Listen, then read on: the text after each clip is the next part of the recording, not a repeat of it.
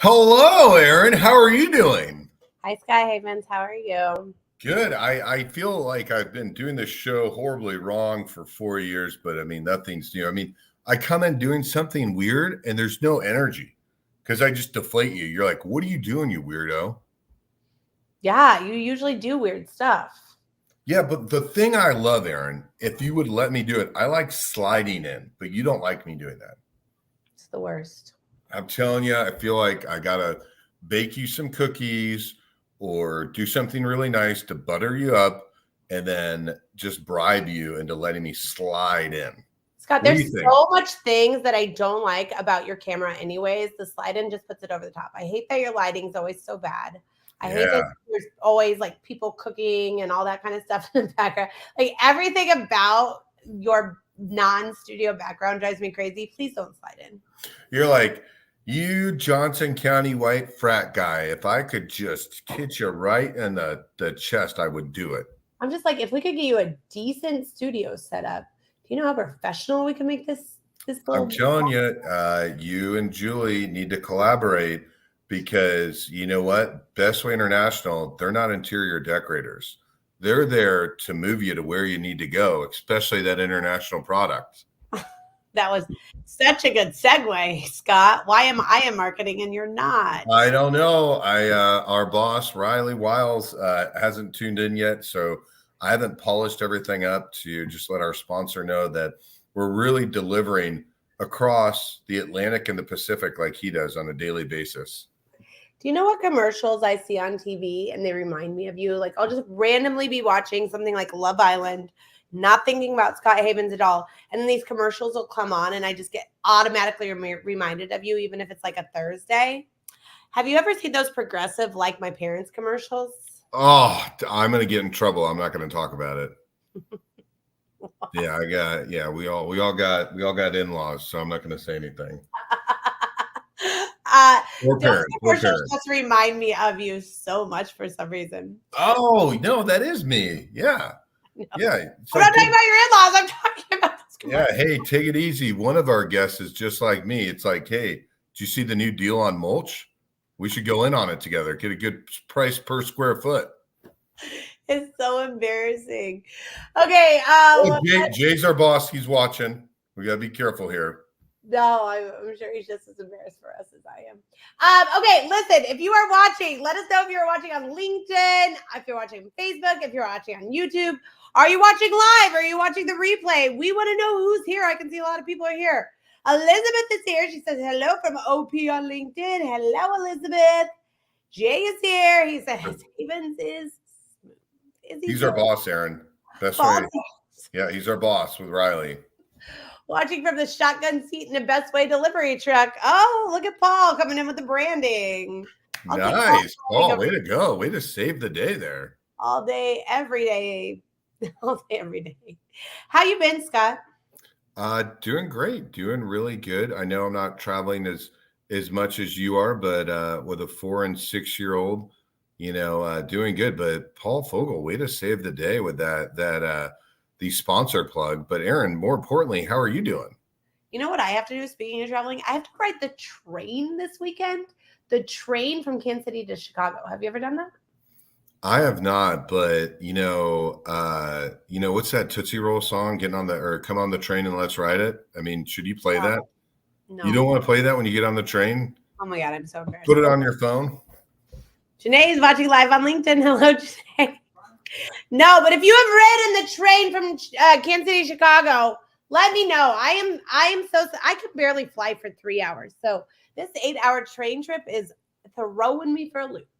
8 hours is not that bad. Okay. It's an hour flight.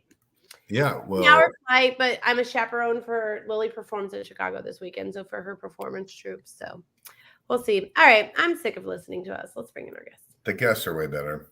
Way better. Great music. I'm so incredibly. You're going to miss it one day. Sorry, you guys. All right. Our first guest is Matea. Hi, guys. How are you? Doing well. Doing well. All right, let's just jump into it. Taya, who are you? What do you do? And how do you get to Kansas City? All right. My name is Natea Party Banks. I'm 25 years old. I am a former Division I athlete. I went to University of Evansville, but I also started my athletic journey out at Johnson County Community College. Was there and studied communications. And now I am a content coordinator for Fan 360. Fan 360 is based out of Leawood, Kansas, and we are a data company that really helps our clients in the sports and entertainment industries help our clients tailor their messaging to drive revenue. And so my role within that is to building lots of content. I'm writing. We just recently flipped on our new website, and I was responsible for all of the content there, writing it all, and then directing graphics. I write blogs. I'm doing lots of social media. I'm the face behind our channels, and also just connecting and trying to spread awareness about our company. Going to a lot of networking events. We're involved in the Kansas City Chamber. I frequent the Negro League Baseball Museum. I really enjoy their coffee panels there. And born and raised here, so that's how I got here.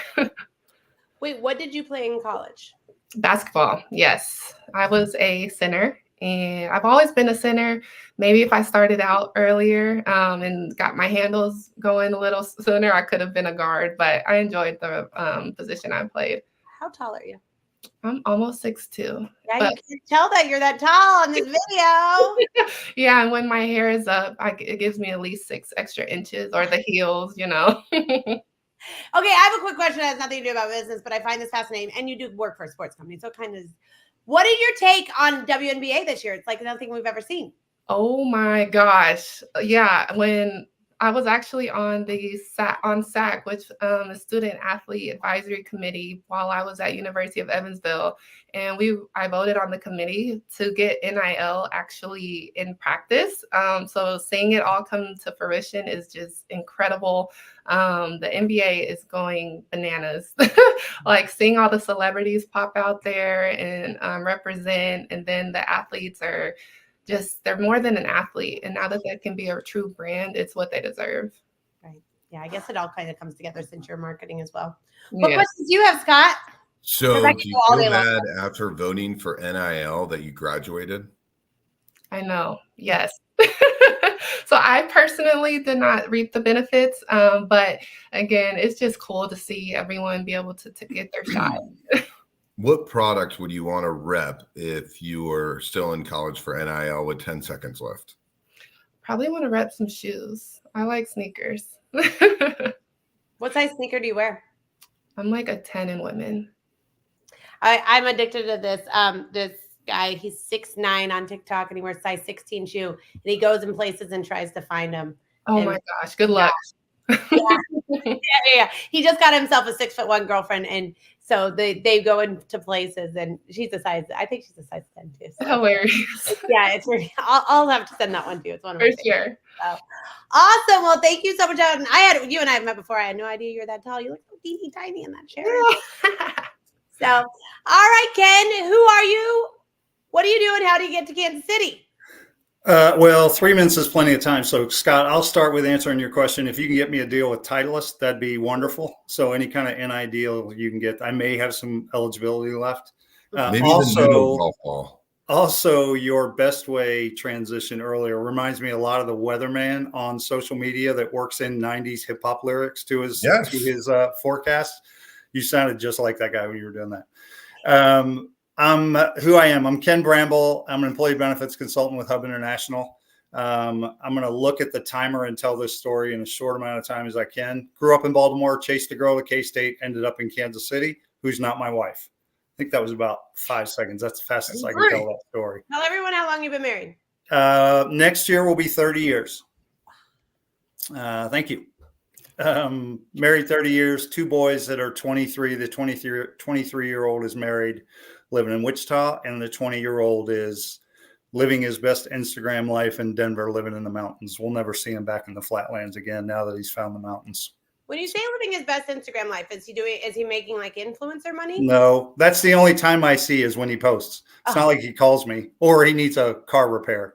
That's when the phone lights up. So Ken, minute 40, you just came out with a book. And if you can, my copy is, I don't want to get Aaron mad at me. It's actually behind me. But I don't, but if you have it in front of you, she'd get mad. See, she's going to get mad. So Ken, how did you get inspired to write your book, and what is your book?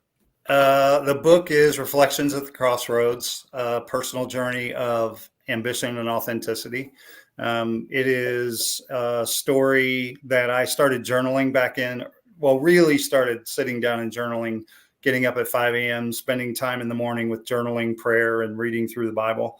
And I would, every once in a while, I would send an entry to someone and they would reply and say, that's really good. You should get it out there. And so while I'm talking, I'm going to unblur because otherwise there's no way I can show you if I don't do that. So I'm going to keep talking. But I basically just published my journal. So that's the book. That picture on the front is kind of my morning 5 a.m. time, my little cup of coffee and my journal. And then the book, most of the book is actually my handwritten journal. Wow. And then what has been the feedback from people reading your book? Is there a certain part that is their favorite? Yeah. So the opening of the book goes into a story that we'll talk about here in a little bit. But I've gotten a lot of feedback from just the transparency of the opening and the story that kind of leads up to me starting to journal. And people are just now started. I ran into a guy when I was playing in a golf league last night, said, hey, just started reading the journal. And now I'm into the actual written part. And I said, thank you with a question mark, because it's terrifying that people are actually reading it now. So we'll see where that goes. How far have you gotten? Right. That's exactly right. Melissa says it is great. So I think that's good. Thank you, Also, Melissa. Elizabeth says, Ken Bramble, you sneaky friend. You failed to disclose you were going to be a guest today. Love you, friend. Ken's new book is amazing. And Elizabeth also said, basketball always. It's her hashtag. So she's a big fan of both of you guys. Awesome. Well, I'm going to have to get that. I love reading books. Maybe I could get it before I went on the 8-hour train ride. Ken's book does show up fast via Amazon. Elizabeth, you need to sign up to come on the show. Definitely shoot us a message. Natea, what is the most pivotal point in your career? I'd say the most pivotal point in my career would be landing the current role I have as a content coordinator. I landed this job fresh out of college. I just graduated with my bachelor's back in 2022 in May. So then landed this job in June. And it's been so nice that instead of like jumping right into a specialty role, I'm able to do so many things. I wear a lot of hats, and that has helped me just determine what I like versus what I don't like and moving forward. That is interesting. We were chatting. I didn't realize you wear so many different hats. What generates the most energy for you in what you do today? Honestly, I really like organizing. So a big part of being a content coordinator is the organization. There's constantly new projects coming at you. I live by to-do list. I actually have one right on my desk here. I have them on like all my devices. And then it's just a nice satisfaction of just having this long list, and I can go and check this, check that. Where do you get the to-do list from? So we jumped in a little bit about your parents, but which one kind of gave you the organization, or was that a skill set you developed on your own? You know, I think my mom, I was raised with a single mother, though my father was very heavily involved in my life. He just lived out of state. So there's only so much you're able to do hands-on. So my mom getting me to my practices and I was in choir. I was on the like student councils every year, just really seeing her manage it all. And then she raised about all 10 of her siblings as well. She's had her hands everywhere and just juggle all that. Yeah, very inspiring. Yeah, I didn't realize when you mentioned there were twins. I didn't realize there was like 8 more or 7 more additional siblings. Yes. Where do you feel that you first found out you were a leader and were pushed into leadership? You know, I think that have to be very early on in my life. Again, like being a part of student councils, just the teachers that would see me help. Because being transparent, I never really truly struggled in school. And so I naturally just wanted to help my friends who might not understand something, or, and actually, which translates into my job right now. I'm able to take a concept that's very hard to understand and just put it in simple terms, break that down. And so that's really helped. And I think that's where that started. Now, okay, go ahead. No, you go. Oh, I can talk. Thanks. I also don't want to look past the fact that less than 2% of people play a D1 sport. So she's got to be incredibly driven. Yes. Competitive. Student athlete life is no joke. All the travel. You're not the only D1 athlete on this call. Yep, that's right. That is right. Ken and I are not, but Aaron is. I'm glad I know that number, but I think that's where a lot of that drive just is sometimes born in you. So, for sure. Aaron Fulk was on the rowing team at the University of Kansas. Ken, what was the most pivotal point in your career? It's kind of how the book came about. It was probably 12 years ago. Took a lot on at one time, had 2 young boys at home that were 10 and 7, and took the big job, bought the big house, joined a nonprofit board, and started a new church plant with a group of people all at the same time, because I got this, no big deal. And what happened was it took me to my knees with anxiety. I'd never experienced anything like that before, but it wrecked me pretty good. And I get attacked physically, so just weak in the knees, kind of sick to my stomach, walking around in a pretty bad place. And took a few months and kind of overcame that. And while I was kind of working my way out of that, I went to a breakfast one morning, and it was the last place I wanted to be. There was 500 people in the room, and Ryan Lefevre from the Kansas City Royals, was the speaker that day. And he wrote a book about his bouts with anxiety, or his dealing with anxiety. And in fact, the book opens with a scene that I experienced specifically myself just a couple of days before then. And this was 12 years ago, so you didn't talk about that stuff. Nobody, especially guys, it's not something that you let people know that you were struggling with depression or anxiety.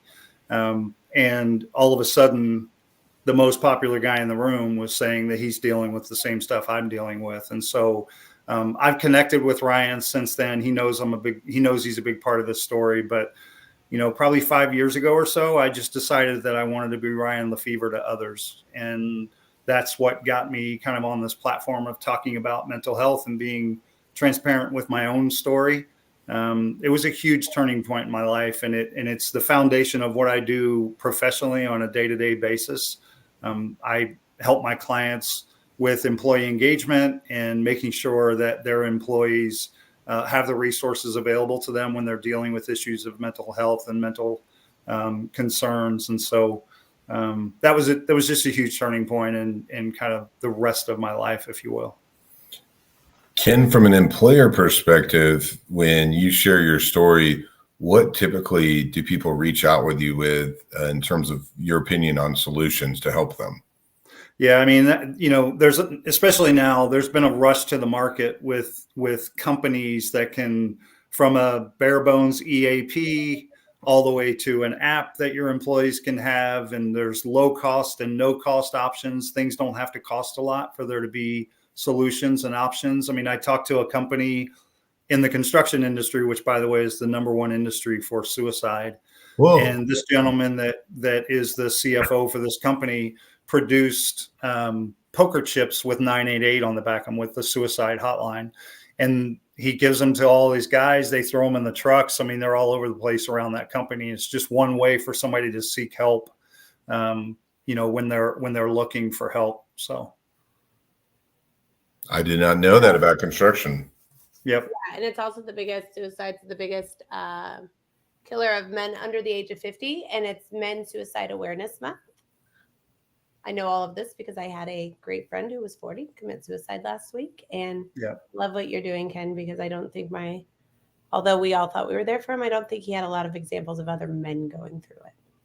Yeah. Yeah. And that's, if you'll allow me, I mean, that's kind of the point with the book. I mean, it's like I said, the opening, I think if you're going to read my personal journal, you need to know that story. And so that's kind of the opening chapters, is that typewritten story that I just kind of very quickly went through. But, the book is my journey of building a business and chasing all the things of the world that I want, versus I'm a man that really stands strong on my faith. And I have a vision of what that means, what I want that to mean in my life, and what I want it to look like. And sometimes those don't reconcile. Sometimes chasing the things that the world says is right versus what I think my faith says it should be, don't work together. And that's really what most of that journal is about, is just that daily battle of those two things going head to head. I can't wait to purchase it. Thank you. Can you tell us what the name is one more time? Hold it up.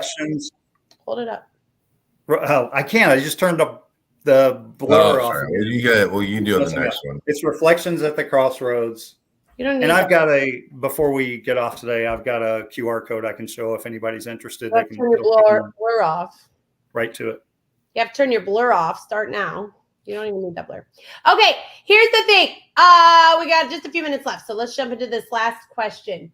Natea, we're halfway through the year. Can you believe it? How are your 2024 goals going? And how can the Kansas City community help you? Which is what Elizabeth also asked. How can we elevate you? Way to go, Elizabeth.